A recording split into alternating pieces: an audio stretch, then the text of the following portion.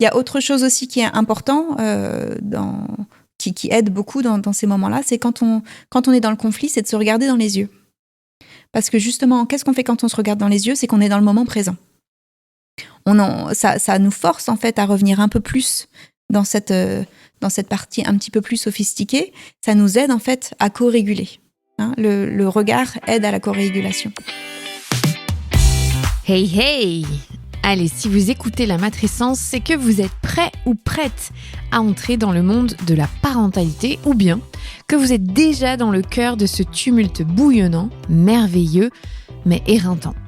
La matrescence, pour faire court, c'est la contraction des mots maternité et adolescence pour expliquer la naissance d'une mère sur le plan psychologique, physiologique, neurologique et sociétal.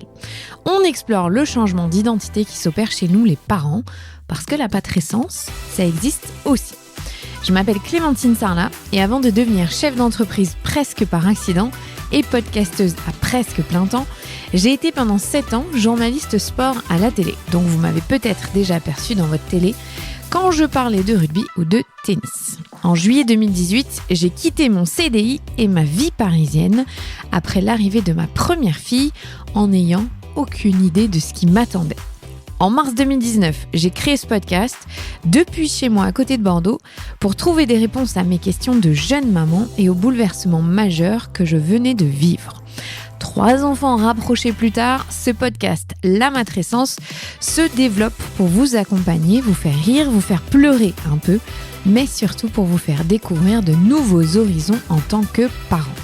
Rien n'est laissé de côté, je vous le promets.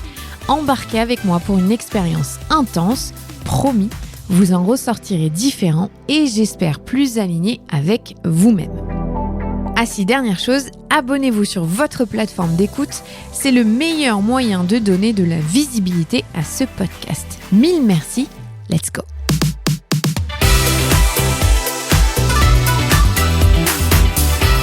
Vous vous demandez à quoi peut servir la thérapie de couple, mais vous avez encore un petit peu peur de franchir le pas. Alors venez avec nous pour comprendre ce qui se joue en thérapie. Claire Bergeau, que je reçois aujourd'hui dans le podcast, psychologue spécialiste du couple, a étudié aux États-Unis et a ramené plusieurs courants différents que l'on connaît encore peu en France. Dans cet épisode, elle vous explique les fondements de l'IFS, du pacte, mais aussi vous rappelle un petit peu les fondements de la théorie de l'attachement et pourquoi ces 3 choses ensemble sont essentielles pour comprendre vos interactions au sein de votre couple. Ensemble, on se demande pourquoi il est si difficile d'être en couple, pourquoi nos systèmes nerveux peuvent parfois être déclenchés et ce que nos enfants retiennent de l'exemple que l'on leur donne en se disputant. Prendre soin de son couple est primordial, mais par où commencer? Ne vous inquiétez pas, venez avec nous, commencez déjà par écouter ce podcast et on verra pour la suite. Je vous souhaite une très bonne écoute. Salut Claire! Salut Clémentine. Je suis ravie de te recevoir ici, dans un studio à Bordeaux. Ouais, merci beaucoup. Ça me fait très plaisir d'être là. Puisque tu es bordelaise. Je suis bordelaise. Je suis ravie de recevoir des bordelaises ici sur ce podcast. Alors aujourd'hui, on va parler de couple, de thérapie de couple. Je pense que ça peut encore faire peur à beaucoup de gens de franchir le pas, d'aller en thérapie en couple. Déjà, moi, ma question, c'est pourquoi tu as voulu devenir thérapeute de couple ? Oui, écoute, je pense que j'ai toujours été assez fascinée en fait par les relations amoureuses. Déjà en voyant l'impact que ça peut avoir moi dans ma vie, comment ma qualité de vie à moi, très très égoïstement, est impactée par ce qui se passe dans les relations amoureuses. Donc il y a toujours eu cet intérêt-là, un peu ce questionnement.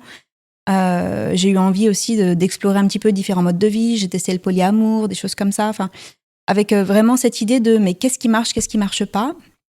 Et puis devenir thérapeute pour moi c'était une reconversion et il se trouve que quand j'étais dans mes études de psychologie, donc j'étais aux États-Unis à l'époque, j'étais dans une relation qui était à la fois très très belle mais aussi très difficile et je suis tombée enceinte et au moment où je suis tombée enceinte ça a été un peu comme une évidence. On s'est dit mais oui en fait on a envie de ce bébé et il faut que les choses changent, il faut que ça marche entre nous. Parce que avoir un bébé avec autant de hauts et de bas, de crises, c'est juste pas possible, quoi.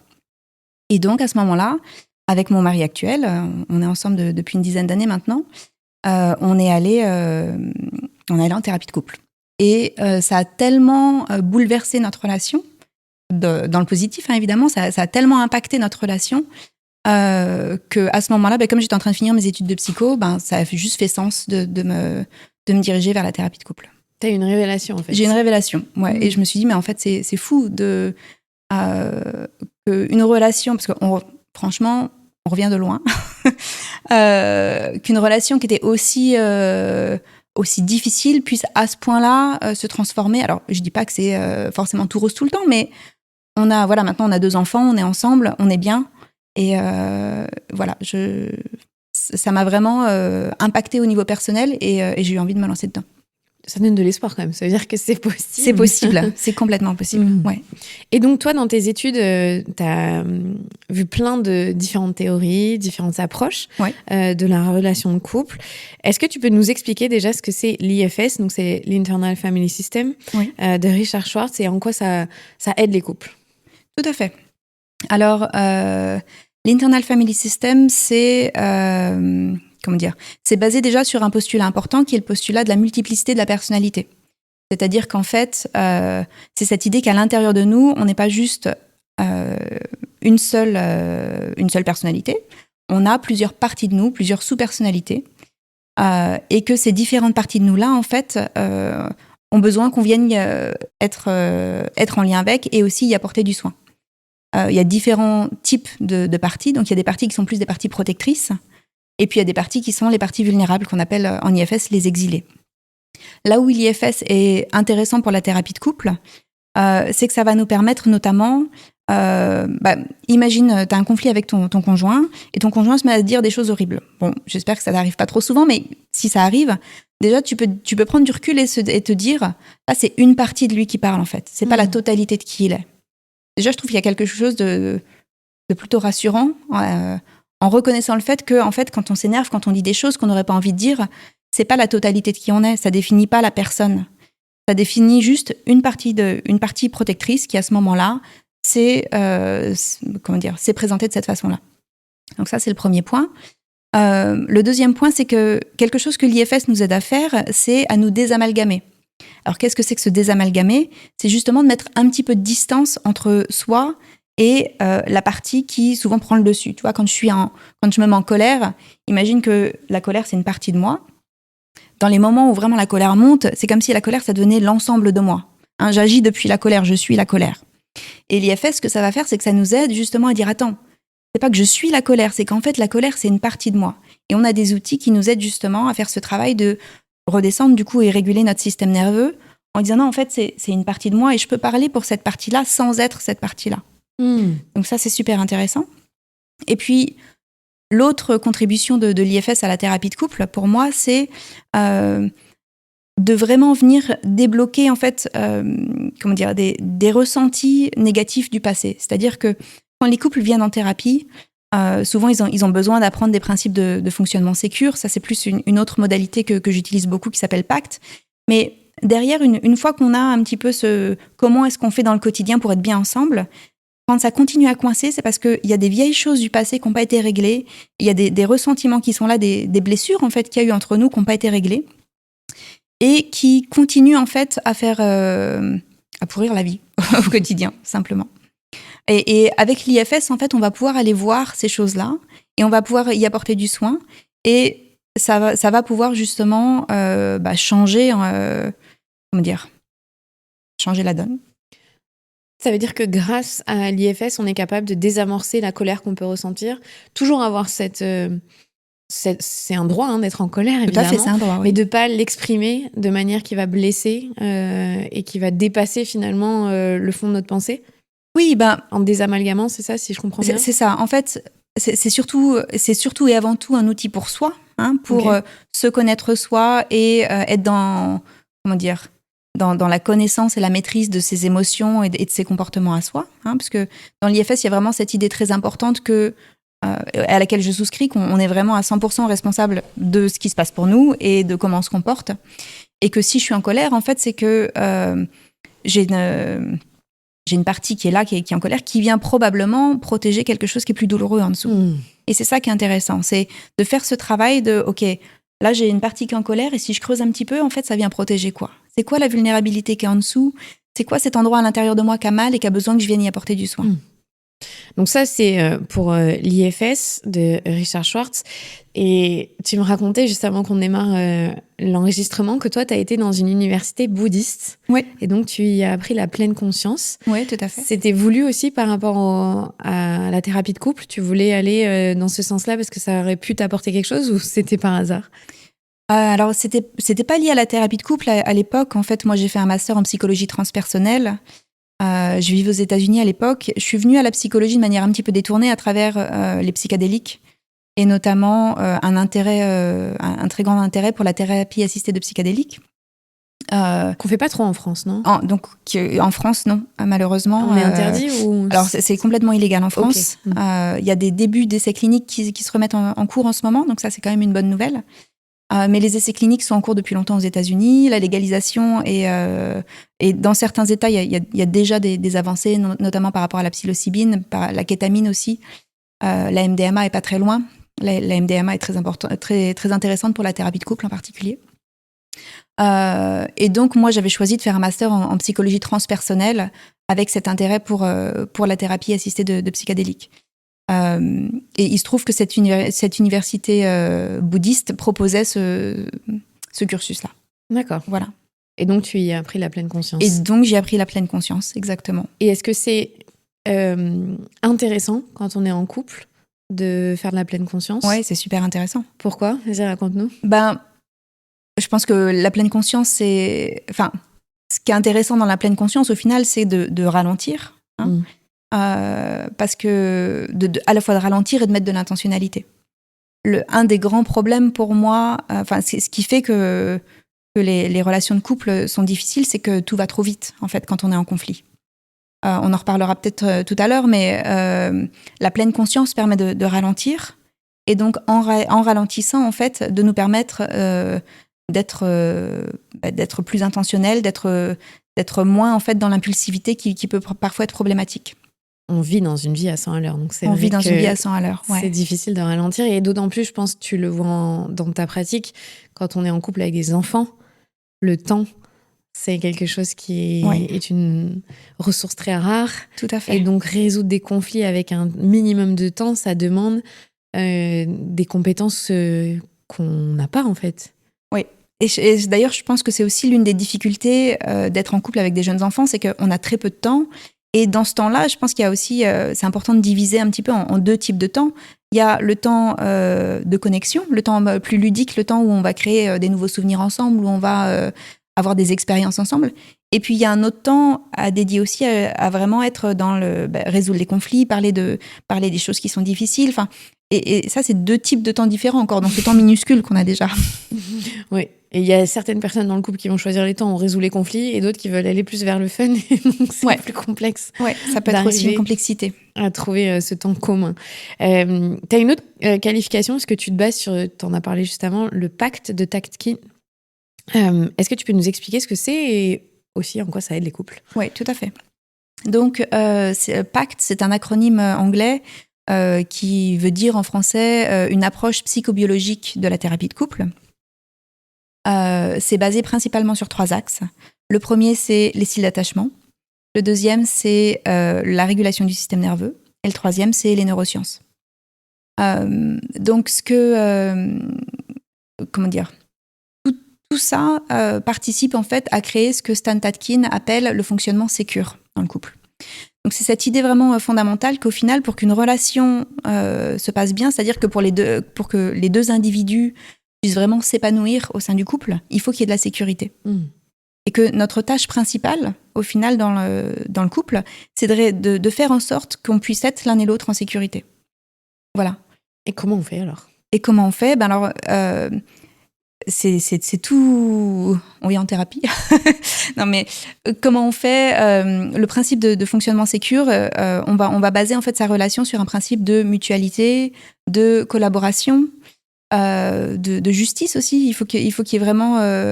il faut que ce soit juste, il faut que ce soit équitable quelque part. Et il y a toutes sortes comme ça de principes qu'on peut mettre en place en fonction aussi de qui on est, en fonction de nos styles d'attachement, des stratégies, pour que même si on n'a pas un style d'attachement sécure, on puisse quand même avoir ce fonctionnement sécure entre nous. Parce que évidemment que si on a 2 personnes avec un style d'attachement sécure, en général, ça va plutôt bien. Mais c'est pas non plus si courant que ça.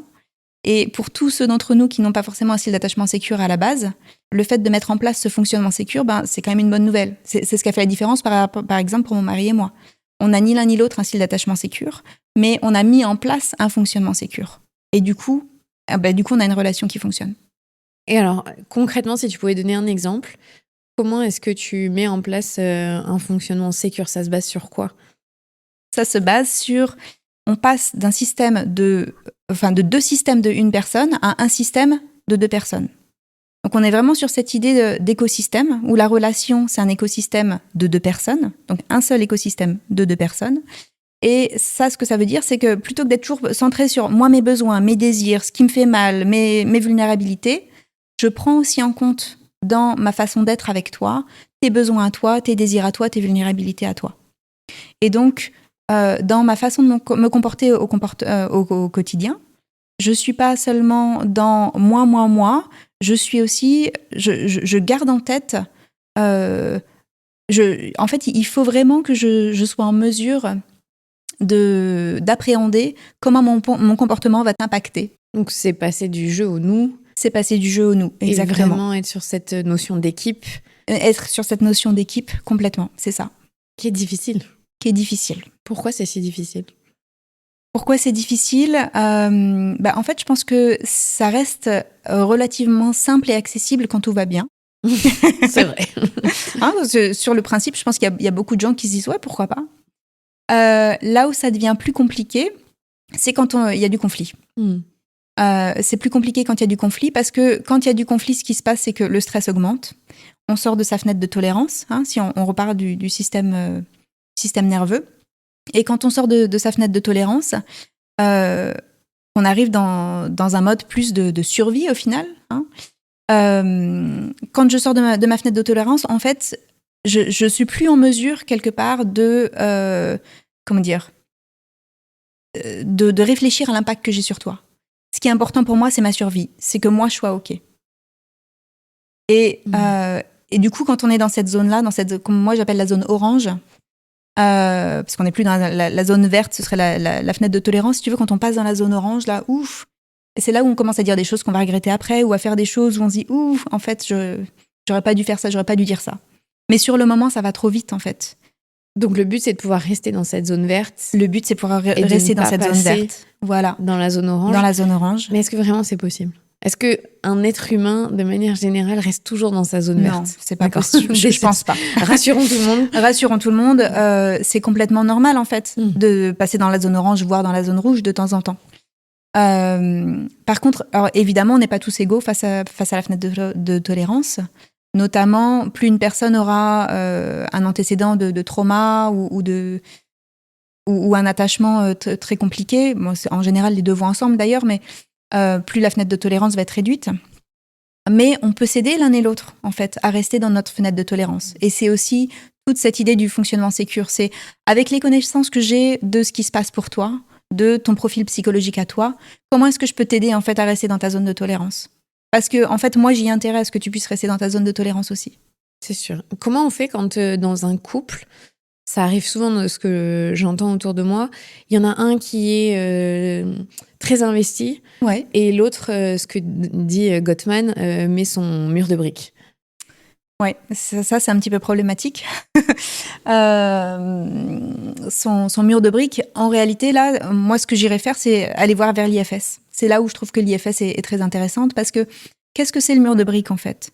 Le mur de briques, c'est une partie protectrice qui dit là, en fait, je me protège, c'est trop dur. Hein, on a l'impression, quand on est de l'autre côté, moi, pour connaître aussi de l'autre côté le coup du mur de briques, qui peut personnellement... Toi, tu serais celle qui est derrière le mur de briques, qui a mis le mur de briques. Non, j'ai pas mis le mur de briques, mais j'étais face à un mur de briques. Mon conjoint peut lui avoir son mur de briques protecteur de temps en temps, qui, moi, pour le coup, peut facilement me mettre très en colère, ce fameux mur de briques. Mais ce qui est important de comprendre, c'est que ce mur de briques-là, il vient parce que c'est une façon de se protéger. C'est une façon de dire, en fait, là, c'est trop, je peux plus. Et il y a le mur de briques qui fait ploup, on tire le rideau, quoi. Derrière le mur de briques, qu'est-ce qui se passe ? Qu'est-ce qu'il y a ? Il y a quelqu'un qui est vraiment submergé, en fait, et qui sait plus. Du coup, on coupe. Donc, l'IFS, par exemple, dans ces moments-là, nous aide à aller voir et à aller apporter du soin à l'endroit qui est submergé pour que, justement, le mur de briques, petit à petit, il soit plus aussi automatique. Et comment on fait dans ces situations-là où la personne qui a mis son mur de briques n'a pas envie d'être aidée ou n'est pas capable, en tout cas, de recevoir de l'aide et de s'interroger sur pourquoi est-ce que c'est idée ou elle est submergée. Alors, tu parles ponctuellement sur un conflit ou tu parles de manière générale dans la vie ? Oui, ça peut être sur le conflit. Quand il y en a, c'est tellement fort qu'ils fuient, en fait. On le sait, oui. Sur l'attachement, il y a ceux qui sont évitants, il y a ceux qui sont anxieux, oui. Ceux qui fuient. C'est difficile d'aller les chercher pour avoir une conversation et les ramener dans la fenêtre de tolérance verte. Tout à fait.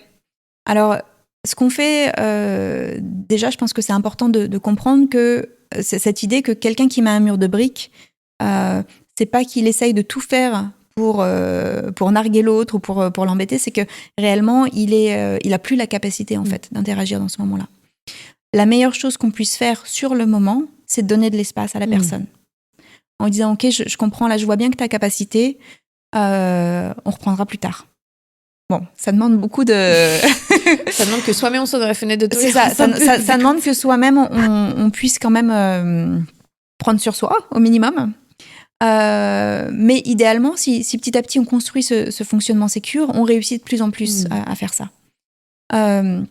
La meilleure chose à faire sur le moment, c'est effectivement de donner de l'espace. Si on fait pas ça, qu'est-ce qui se passe ? La personne qui a mis son mur de briques, pour une bonne raison, parce qu'elle est submergée, c'est peut-être dans ces moments-là qu'elle va commencer à avoir des propos méchants ou que ça va vraiment escalader. Donc, je pense que c'est important de respecter le fait qu'une personne qui a capacité ait la capacité et qu'il faut l'aider en fait à revenir dans sa fenêtre de tolérance. Mais encore une fois, c'est se voir en tant qu'équipe et pas en tant qu'ennemi. C'est ça, se voir en tant qu'équipe et pas en tant qu'ennemi. Et à l'inverse, quelqu'un qui met son mur de briques et qui est face à quelqu'un qui est tout le temps en train de demander à ramener les conflits, à vouloir en discuter et pour qui c'est submergent, qu'est-ce que la personne qui fait ça, qui est tout le temps à vouloir enclencher des discussions, qu'est-ce qu'elle doit faire, cette personne-là ? Prendre de l'espace aussi ? En fait, en réalité, là, on parle d'un outil très important dont je pourrais parler en 2 minutes. C'est vrai que là, dans le scénario dont on venait de parler, on a parlé que de ce qu'on faisait en fait pour soulager la personne avec le comportement plus évitant.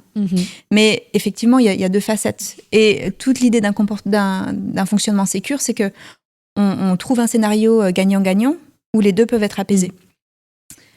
L'idée de dire, OK, là, je vois que tu as capacité, on s'arrête maintenant, mais dans ce cas-là, on donne aussi un timing en disant, OK, la personne qui met le mur de briques, idéalement, est en mesure, c'est pas toujours le cas, mais est en mesure de dire, je peux plus, j'ai besoin d'une pause.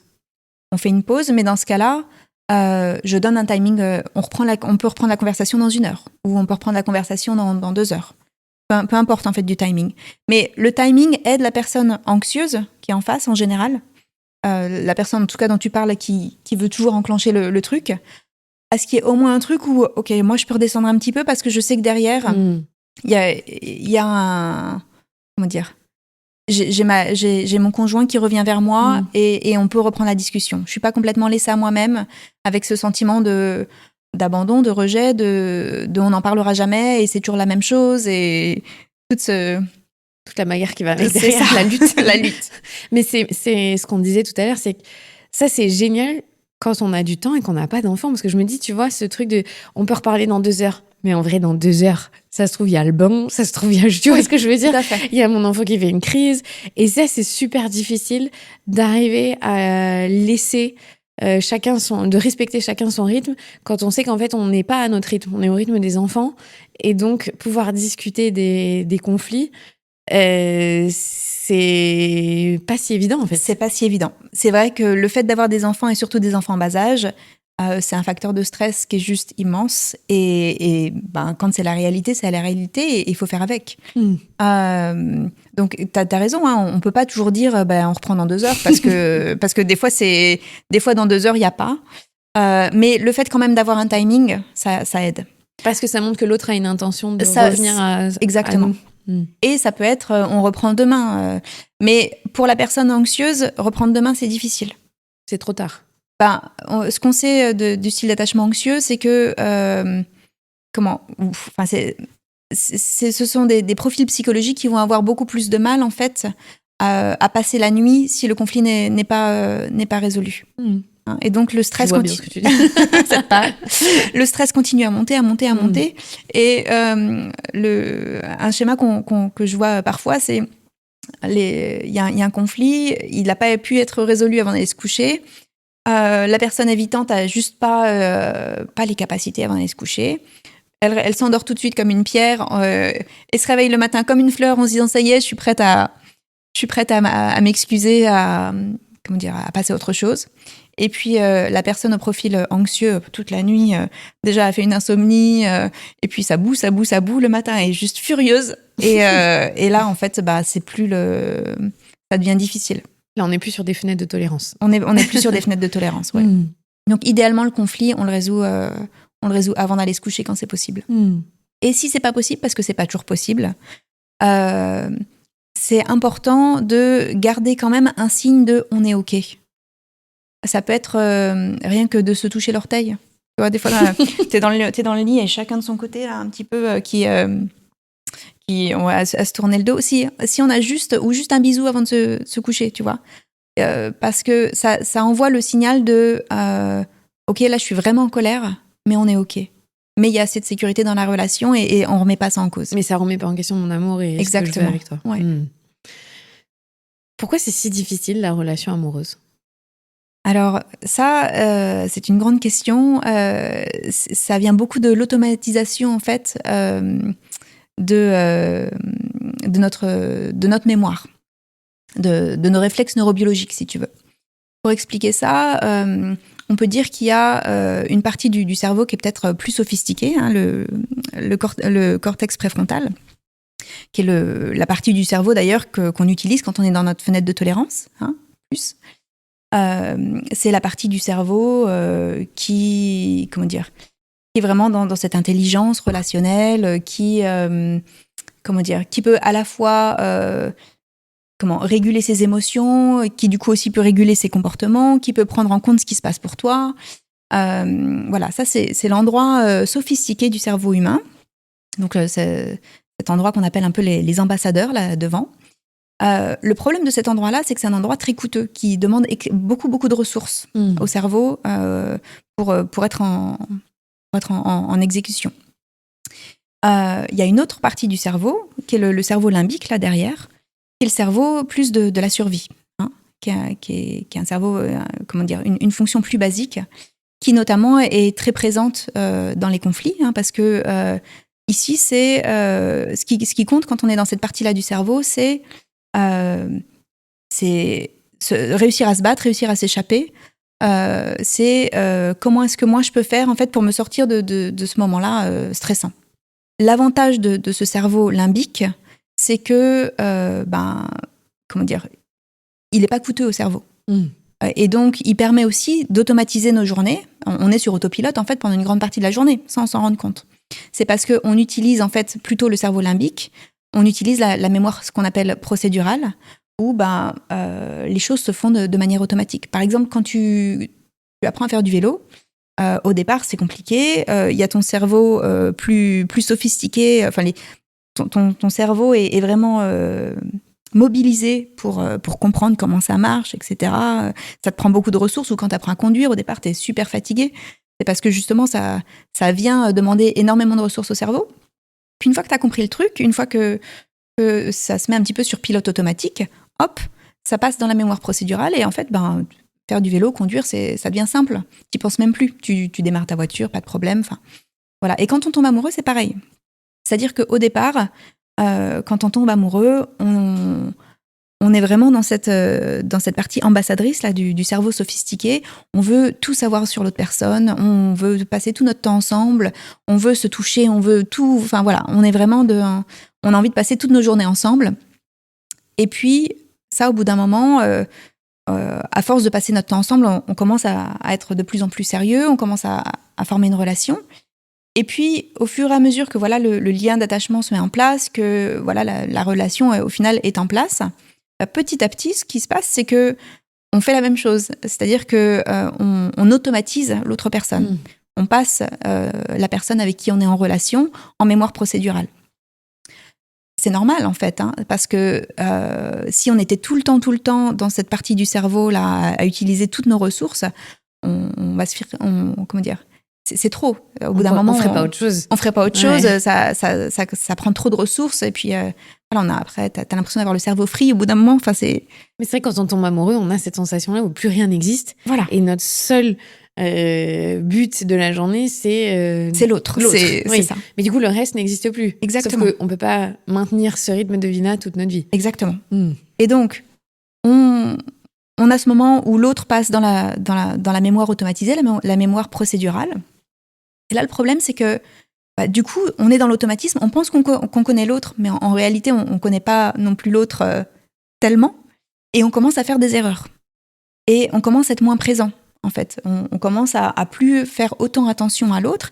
Et le problème aussi, quand on est dans cette mémoire procédurale, c'est que cette mémoire-là, elle tient, elle a enregistré en fait toutes les expériences qu'on avait eues avant, toutes les autres relations, notamment les relations avec nos parents, les relations avec les autres personnes avec lesquelles on a été avant.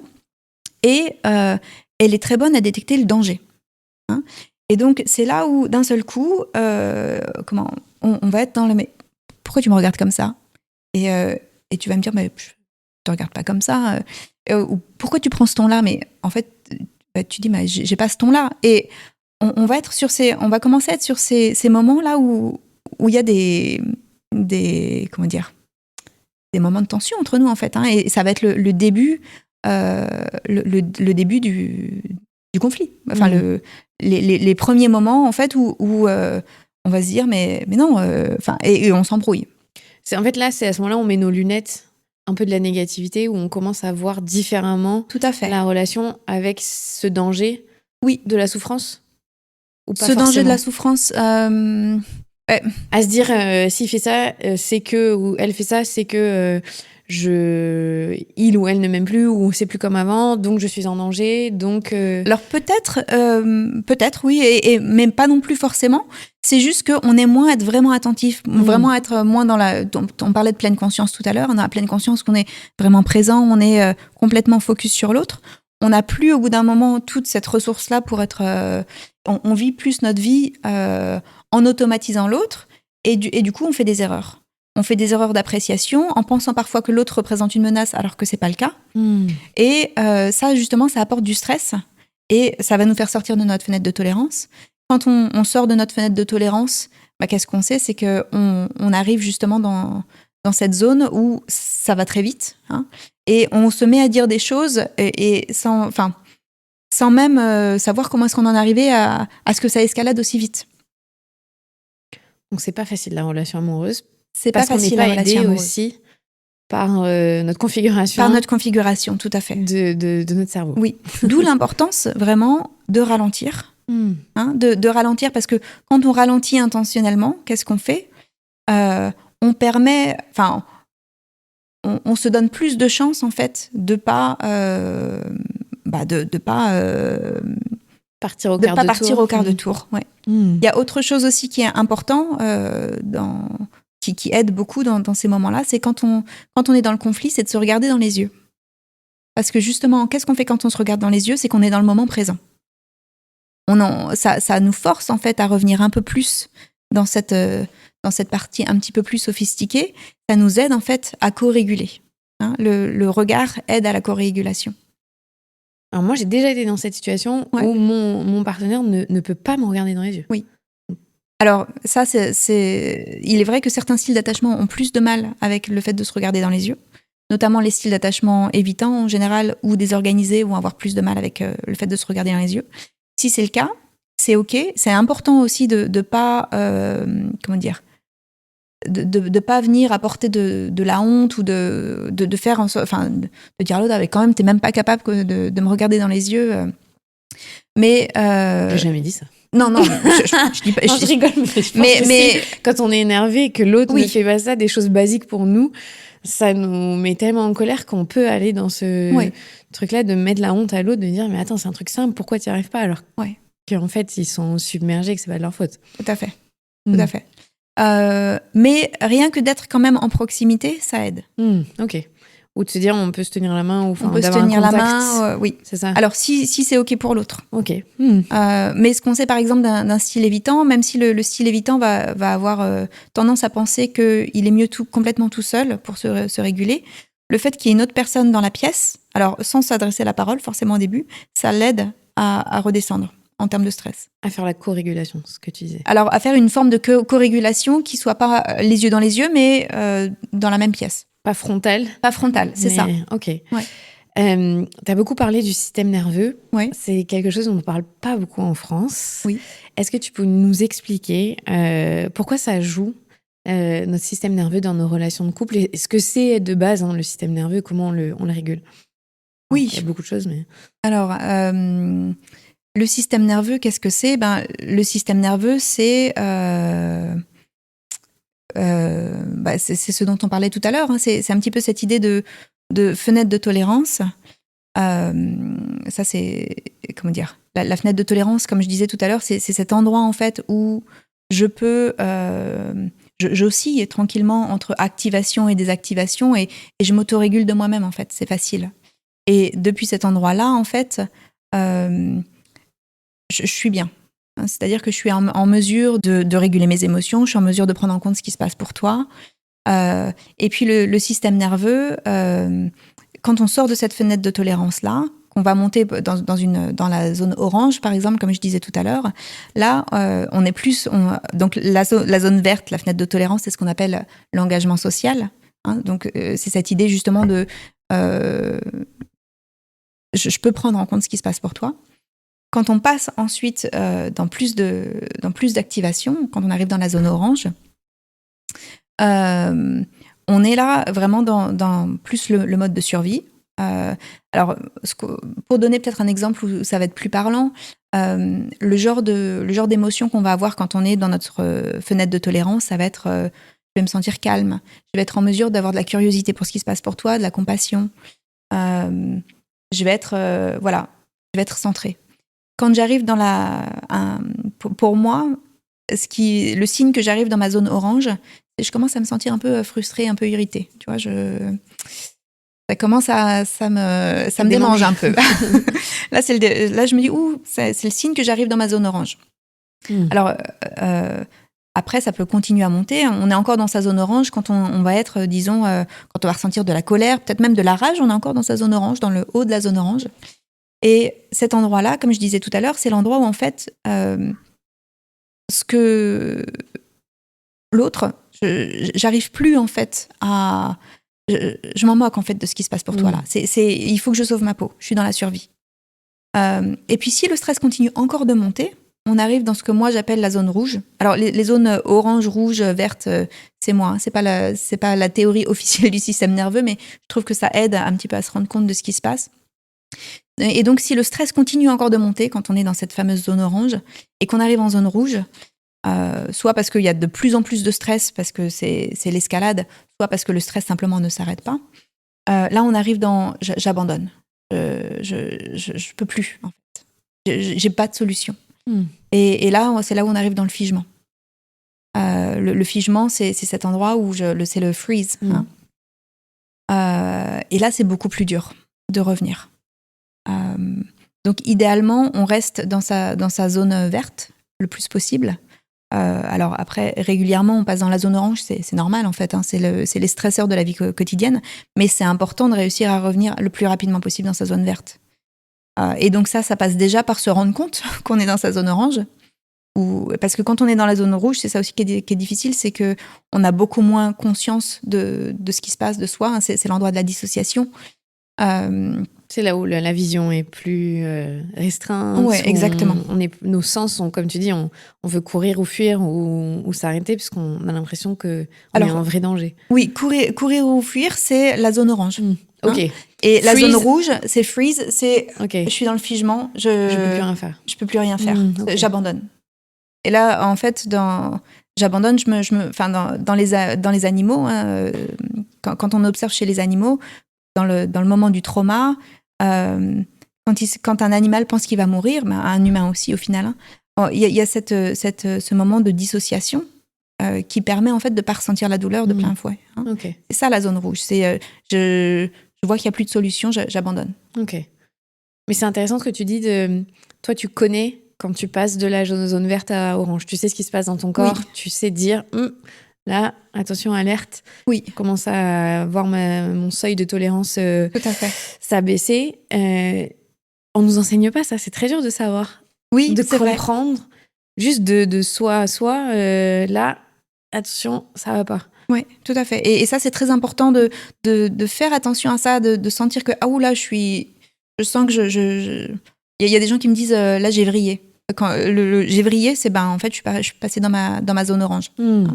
Un signal pour moi aussi que je commence moi à passer dans ma zone orange, c'est quand je commence à avoir des pensées en boucle. Où là, je rumine. Ça peut être quoi que ce soit. Il s'est passé une interaction entre mon mari et moi et je rumine le truc, tu vois. Quand je vois que j'arrive pas à passer à autre chose, je me dis attends, là en fait, on va redescendre. Et donc comment toi tu redescends par exemple, pour donner un exemple à ceux qui connaissent pas du tout des techniques pour apaiser le système nerveux? Alors une technique super simple, c'est la cohérence cardiaque par exemple. Hein, la cohérence cardiaque, qu'est-ce que c'est? C'est le fait de respirer.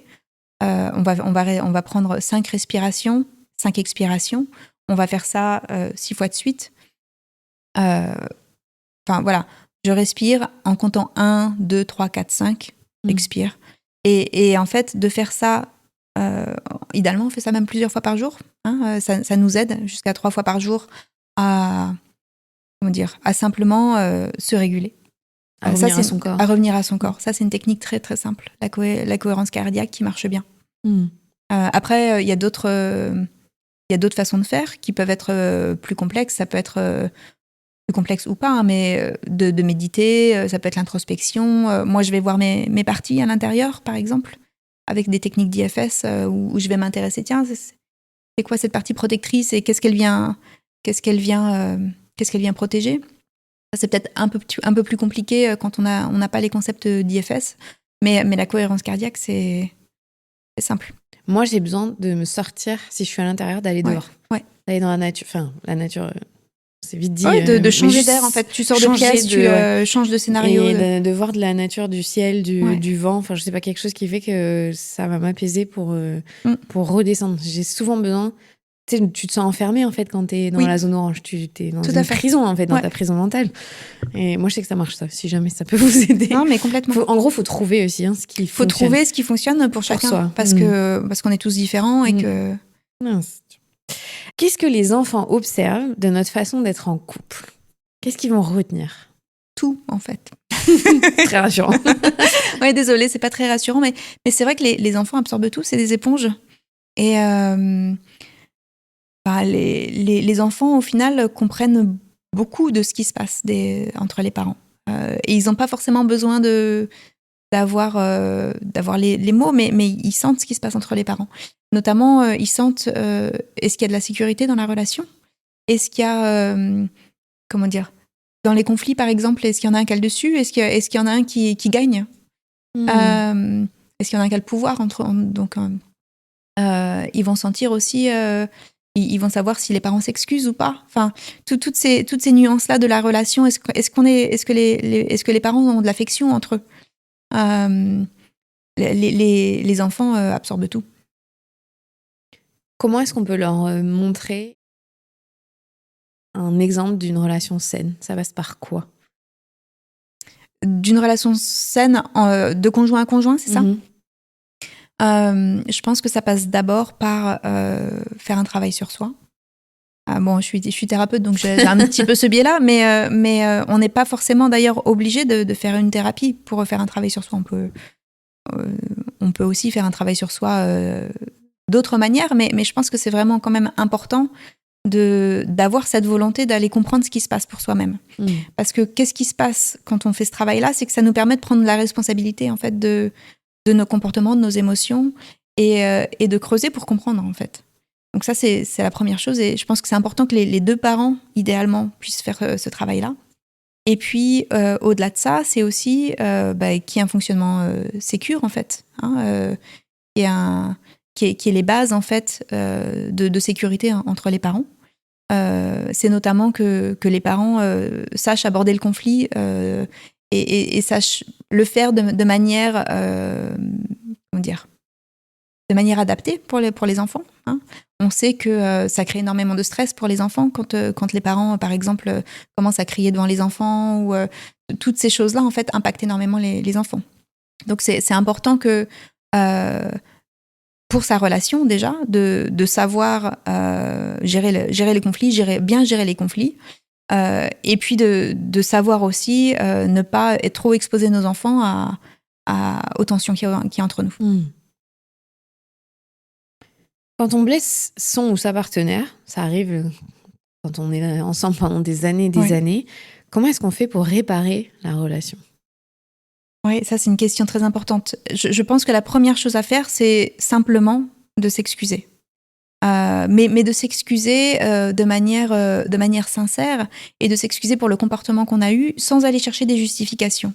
Parce que souvent, ce que je vois trop en consultation au cabinet, c'est une personne qui va exprimer quelque chose qui a été douloureux pour elle, puis l'autre qui commence tout de suite à aller se justifier. Et alors, je dis pas que ça n'a pas sa place à un moment d'aller comprendre le pourquoi, mais si c'est la première réaction, en fait, l'autre en face, il reçoit pas vraiment des excuses. Ça aide pas justement son système nerveux à redescendre. Donc c'est important que le premier réflexe, c'est que si je me rends compte que je t'ai blessé, je vienne m'excuser sincèrement, que je vienne expliquer ce que j'ai compris de ce qui t'a blessé, de quels éléments spécifiques de mon comportement j'ai compris t'avaient fait du mal, et aussi ce que je vais mettre en place pour pas que ça se reproduise. Sinon, c'est un peu facile. C'est le classique de oui, mais. C'est ça, quand on s'excuse. Oui, mais, c'est-à-dire je m'excuse, mais aussi... Exactement. Donc, on évite le oui, mais. Ok. C'est ah oui, je suis vraiment désolée. Je me rends compte que ce que j'ai fait là, ça t'a impacté, ça t'a heurté. Et qu'est-ce que de quoi t'as besoin en fait pour te sentir mieux. Donc voilà. Et encore une fois, ça peut dans un deuxième temps, si vraiment parce que il y a des moments en fait où l'autre se dit mais en fait elle a pas compris, c'est pas du tout ce que je voulais dire. Et de bonne foi en fait pense que ça va aider de dire mais non, t'as pas compris. Mais ça n'aide pas ça sur le moment. C'est-à-dire que il faut faire vraiment la différence entre l'impact et l'intention. Au final, ce qui compte, c'est l'impact. C'est l'impact que j'ai eu sur l'autre. L'intention, peu importe. Même si mon intention, elle est bonne, il faut quand même que je m'excuse. Oui, sinon ça nie le ressenti de l'autre. C'est ça nie l'expérience de l'autre. Et quand on est celui ou celle qui a été blessé, qu'est-ce qu'on fait pour avancer et pour ne pas ruminer et rester justement sur cette blessure et pouvoir pardonner ? Oui. Est-ce qu'on doit d'ailleurs toujours pardonner ? Est-ce qu'on doit toujours pardonner ? Je pense que de pardonner, c'est d'abord se faire du bien à soi-même. Mais je pense que on peut pas donner l'injonction à quelqu'un de devoir pardonner. C'est pas juste. Je pense que la première chose, c'est déjà de prendre la juste mesure de ce qui s'est passé. C'est-à-dire que souvent, quand on a été blessé et que justement on est dans cette rumination, dans ce truc, c'est un signe déjà qu'il se passe quelque chose à l'intérieur de nous. C'est important d'aller vraiment voir à l'intérieur et de voir l'impact et de se poser la question de qu'est-ce qui est vrai. Parce que souvent, on se crée aussi des histoires à l'intérieur sur... on décide que certaines choses, du coup, prennent une certaine signification, un certain sens. Parce qu'il s'est passé ça un jour, ça veut dire que décidément... tu n'en as rien à faire de moi. Tu vois, et je reste sur ce truc plus... j'ai pris une décision à ce moment-là, qui est une décision qui va impacter tout le reste de notre relation sur un événement. Hein. Et donc, c'est important de prendre conscience de cette décision-là, de prendre conscience de ce qui se passe à l'intérieur, et peut-être déjà, pour soi-même, de venir mettre un petit peu d'attention sur les différents endroits en moi qui ont été impactés. Ça, c'est la première étape. Et je pense que la deuxième étape, c'est d'aller voir l'autre et d'aller exprimer, en fait, ce qui se passe pour nous. Alors, évidemment, de l'exprimer de manière à être entendu. Hein. Si tout de suite, on est dans le blâme en disant « t'as fait ça », en général, c'est plus difficile d'être reçu. mais en parlant de son expérience à soi et de ses besoins à soi, de venir exprimer à l'autre qu'on a été heurté. Parce qu'il y a aussi plein de cas, alors souvent l'autre peut savoir qu'on a été heurté, mais il y a plein de moments où l'autre ne sait pas forcément en fait qui nous a fait du mal. Et si on ne va pas apporter cette information-là à l'autre, on ne lui donne pas forcément l'opportunité de s'excuser et de réparer. Oui, parfois, l'autre n'a pas la capacité de voir que ça a pu heurter, parce que lui n'aurait pas été heurté si ça lui était arrivé, c'est ça? Oui, tout à fait. Y a une phrase qui dit « On n'a pas 100 disputes différentes, mais on a 100 fois la même dispute de manière différente ». Est-ce que tu es d'accord? Oui, je pense que je suis d'accord. En fait, moi, ce que j'entends dans cette phrase-là, c'est au final, le problème, c'est pas tellement de pas être d'accord. On peut être d'accord de pas être d'accord, mais c'est ce sentiment de je suis pas vue et comprise dans mon authenticité. C'est ça au final derrière les conflits je pense, qui est vraiment douloureux. Donc au final, c'est cette phrase-là de on a toujours la même dispute au final. Pour moi, c'est cette idée de peu importe le sujet, derrière ce sujet-là, moi, ce que je te demande, c'est de sentir que tu me vois, que tu es là, que tu es avec moi et que j'ai de l'importance pour toi. Oui, en fait, c'est que la manière, ça va peut-être sur les chaussettes ou le bol qui n'a pas été rangé, tout ça. Oui. Mais derrière, c'est est-ce que je suis important ou importante pour toi? Est-ce que tu me vois? Est-ce que tu me vois? Et c'est toujours ça, dans les couples quasiment? C'est beaucoup ça. Ouais. C'est beaucoup... parce qu'au final, et je pense que ça c'est aussi quelque chose de très important à prendre en compte, on a chacun des vulnérabilités qui nous sont propres. On n'en a pas non plus 40, tu vois. On a chacun 2, 3, 4 vulnérabilités bien précises. En général, si on réfléchit un petit peu, on connaît celle de notre partenaire, d'ailleurs. mais on appuie toujours dessus. Hein, et c'est ça aussi l'idée d'un fonctionnement sécure, c'est que je vais vraiment, je vais connaître tes vulnérabilités, mais je vais les utiliser en fait avec cet esprit de on fait équipe en fait, on est ensemble. Et comme je connais tes vulnérabilités, je vais pas aller appuyer dessus, mais au contraire, je vais pas appuyer là où ça fait mal. Bah, du coup, ça va avec ce que tu dis qu'on choisit notre partenaire de sorte à être en relation avec notre part d'ombre. Ouais. Donc là, c'est encore l'inverse, c'est-à-dire qu'on va pas appuyer sur la part d'ombre de l'autre, mais on vient appuyer sur la nôtre. C'est ça? Qu'est-ce que tu veux dire là-dedans? Oui, alors c'est pas une phrase qui vient de moi, c'est une phrase qui vient de Bruce Tift, qui est un thérapeute américain que j'aime beaucoup, et je pense d'ailleurs qu'il a été repris par plusieurs personnes. C'est cette idée qu'en fait, nos parts d'ombre, c'est quoi? C'est ces parts plus vulnérables, en fait, qu'on a du mal à accepter. Hein, pour simplifier, hein. C'est ça nos parts d'ombre. C'est les parts de nous qu'on rejette parce que c'est pas confortable. Et ces parts-là, elles font quand même partie de nous, en fait. C'est pas parce qu'on a une part d'ombre. Nos parts d'ombre, on aimerait bien parfois juste les couper, qu'elles n'existent plus. Sauf qu'en fait, c'est pas possible. Elles font partie de nous. Et on a besoin d'être en relation avec ces endroits-là aussi. Et l'une des façons d'être en relation avec, en fait, c'est que quand il y a une qualité qui correspond à cette part d'ombre-là chez l'autre, eh ben, au départ, ça nous permet d'être en relation avec cette part d'ombre. C'est marrant d'ailleurs parce que ça peut être quelque chose qui au départ t'attire beaucoup chez l'autre et puis qui rapidement va t'agacer en fait. Parce qu'une fois que tu es en relation avec quelqu'un, ben, c'est trop proche, tu vois, quelque part. Si je peux donner un exemple pour que ça soit peut-être un peu plus parlant, imagine que pour une raison ou une autre, t'es grandi peut-être un petit peu vite, il y a eu quelque chose de vraiment très difficile dans ton enfance. Et puis voilà, tu as adopté peut-être un profil plus sérieux, une identité plus sérieuse.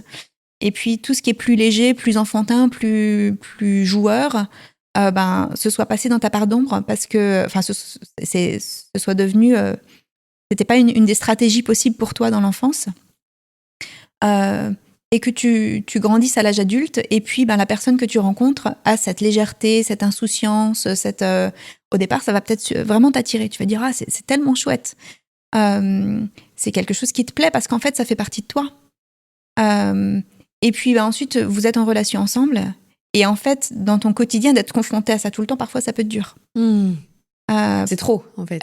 C'est pas que c'est trop, mais en fait, comme c'est une partie de toi, le temps que cette partie de toi de là, tu l'as pas réintégrée, en fait, ça peut être très activant. De toute façon, c'est un peu ça, le couple. On est activé en permanence. On est activé en permanence. Ouais. Et c'est notre façon de gérer cette activation qui va faire qu'on arrive à être une équipe ou non, en fait.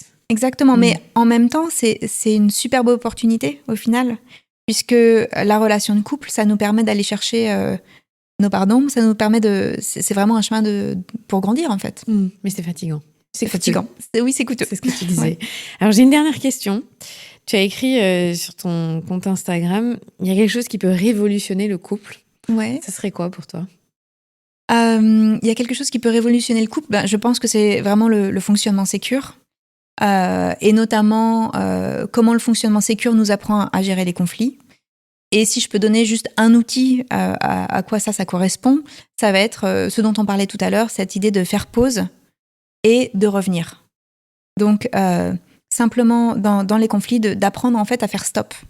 De réussir en fait à stopper l'escalade. C'est-à-dire que quand on est en train de commencer à s'embrouiller et puis qu'on monte l'un et l'autre dans notre fameuse zone orange, il suffit qu'il y en ait un des deux qui s'en rappelle en fait. Et on dit, oh, stop en fait. Là, stop.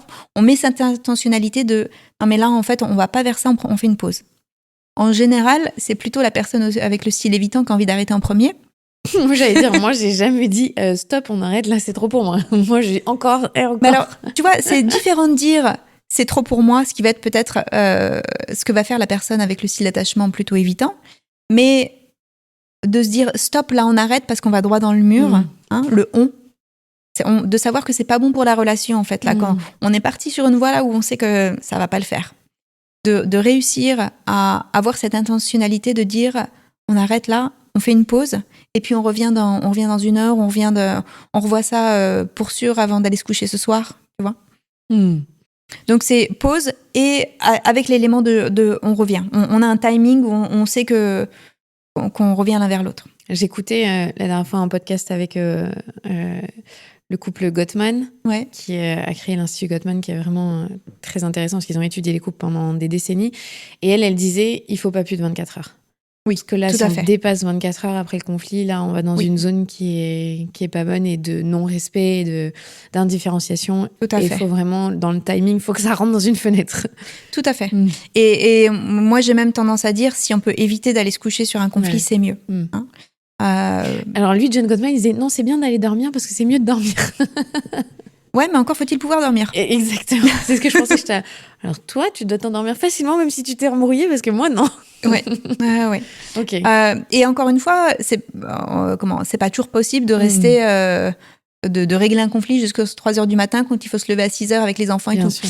Mais comme je disais tout à l'heure, rien que le fait d'avoir un geste amical envers l'autre, enfin un geste ou cordial, l'orteil qui se touche dans le lit ou de se faire un petit bisou, ce signe de ok, là on est en colère mais on est ok. Ça c'est important.